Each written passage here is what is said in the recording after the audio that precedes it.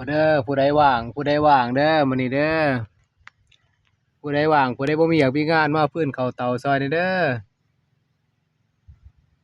เอาพื้นเข้าเตาผู้เดียวนี่อืดอยู่ผู้เดียวนี่นั่งเล่งอยู่นี่ นั่งเล่งอยู่พี่น้องขี้ข้านกองไม้ไว้แล้วก็ขี้ข้านนี่ข้านแห้งขนาดเด้อผู้ใดว่างมาซอยแหน่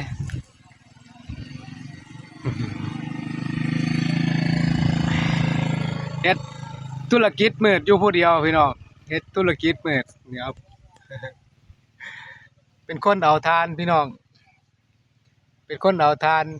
เอาพื้นเขาเอาทานแต่ว่าก็นั่งเถายังเจ้าอยู่ได้กี่ข้าน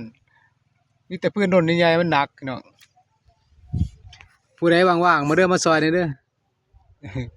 เนี่ยเอาพื้นเขาเตาพี่น้อง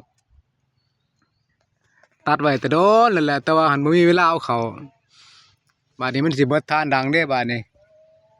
อันแม่บ้านเพิ่นก็เลยสั่งให้เอาเขาด่วนว่าซั่นก็เลยมานั่งเฝ้าเตาอยู่นี่แหละขี้คร้านเนาะคนขี้คร้านเฮ็ดจะได้ซั่นน่ะเนี่ยใจมันหนาวอากาศมันก็เย็นพี่เนาะลมก็วีอยู่ลมพัดวีอยู่เดี๋ยวสิให้เบิ่งข้างในมันเด้อ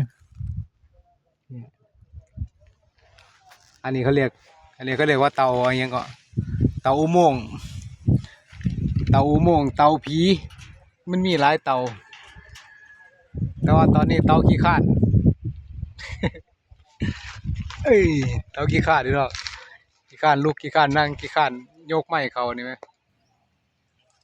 มาเด้อผู้ใดว่างมาซอยนี่เด้อนี่ไหมตัดพื้นเขาเตาผู้เดียวพี่น้องเอาพื้น